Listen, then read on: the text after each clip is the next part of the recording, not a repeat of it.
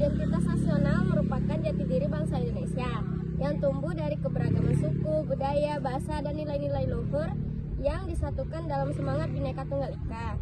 Identitas inilah yang menjadi landasan dalam membangun persatuan karakter bangsa Indonesia.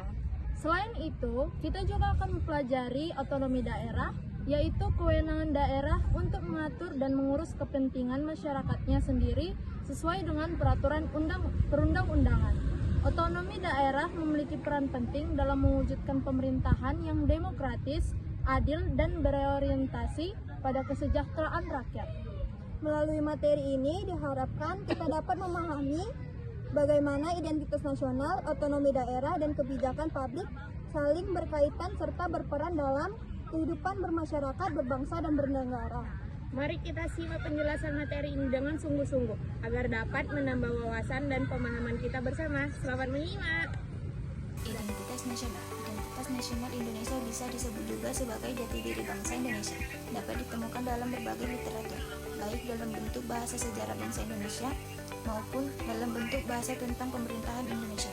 Identitas nasional bangsa Indonesia merupakan salah satu identitas yang telah melekat pada negara Indonesia, yaitu Bhinneka Tunggal Ika. Ungkapan Bhinneka Tunggal Ika dalam lambang nasional terletak pada simbol burung Garuda dengan 5 simbol yang mewakili sila-sila dalam dasar negara Pancasila. Identitas nasional sebagai karakter bangsa. Nilai-nilai dari ratusan suku bangsa itu kemudian dirakit dan dihimpun dalam satu kesatuan Indonesia menjadi kebudayaan nasional dengan acuan Pancasila dan roh Bhinneka Tunggal Ika. Hal itu terbukti dalam sejarah kelahiran paham di Indonesia yang berawal dari berbagai pergerakan seperti Budi Utomo 1908 yang berbasis subkultur Jawa, Serikat Dagang Islam 1911 yaitu kaum pedagang Islam, Muhammadiyah 1912 dari subkultur Islam modernis, Indech Party 1912 dari subkultur campuran Indo-Belanda, Indo-Chinese, Indo-Arab, dan Indonesia asli yang mencerminkan elemen politis nasionalisme non-rasial yang berslogan tempat yang membernafkah yang menjadi Indonesia sebagai tanah air. Dari keanekaragaman subkultur, maka terkristalisasi eksistensi nation state Indonesia, yaitu nasionalisme. Apapun subkulturnya, tetap bernusa satu, berbangsa satu, dan berbahasa satu, Indonesia. Sehingga itulah cetusan identitas nasional. Hakikat otonomi daerah. Terdapat 2 undang-undang yang menjadi pedoman dasar pelaksanaan otonomi daerah, yakni Undang-Undang Nomor 22 Tahun 1999 tentang Pemerintahan Daerah yang kemudian diganti oleh Undang-Undang Nomor 32 Tahun 2004 dan Undang-Undang Nomor 25 Tahun 1999 tentang Pertimbangan Keuangan Pusat dan Daerah yang kemudian diganti dengan Undang-Undang Nomor 33 Tahun 2004. Otonomi daerah adalah kewenangan daerah otonom untuk mengatur dan mengurus kepentingan masyarakat setempat menurut prakarsa sendiri, berdasarkan aspirasi masyarakat sesuai dengan peraturan perundang-undangan.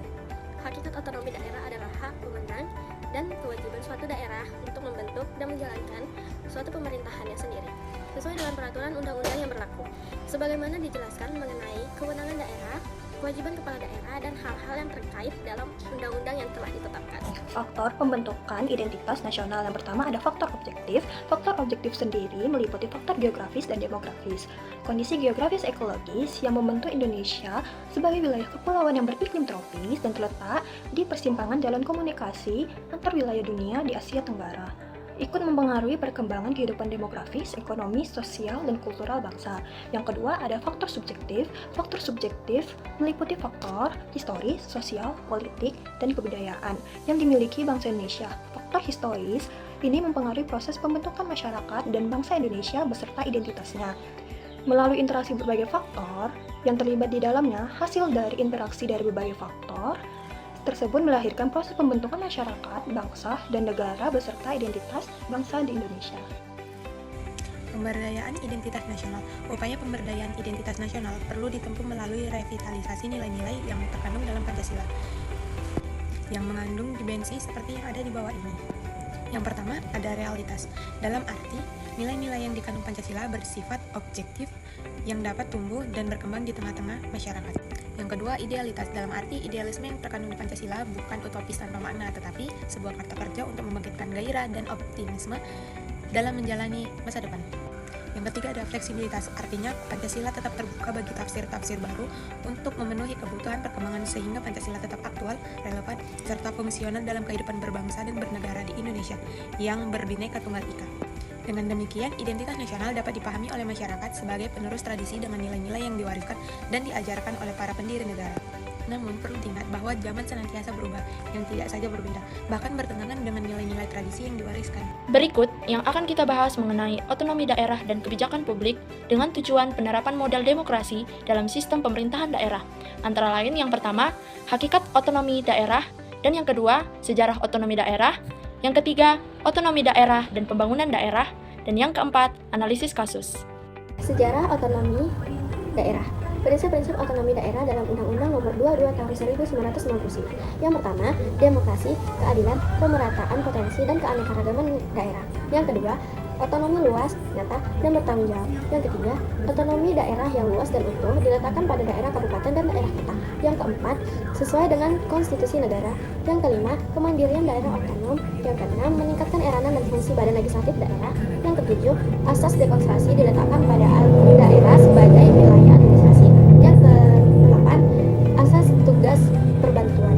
Prinsip-prinsip otonomi daerah dalam Undang-Undang Nomor 32 Tahun 2004. Yang pertama, demokrasi, keadilan, pemerataan, keistimewaan dan kekhususan serta potensi dan keanekaragaman daerah.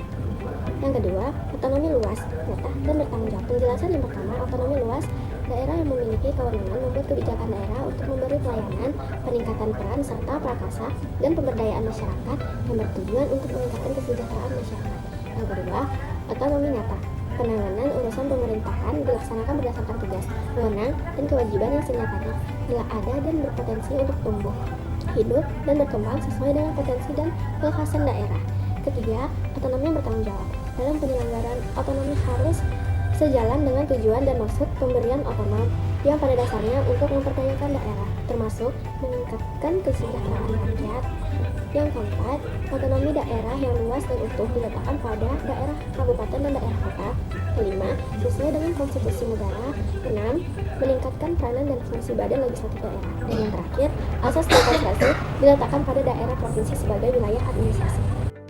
Analisis kasus. Berikut ada beberapa kasus yang sudah kami analisis mengenai materi berikut ini.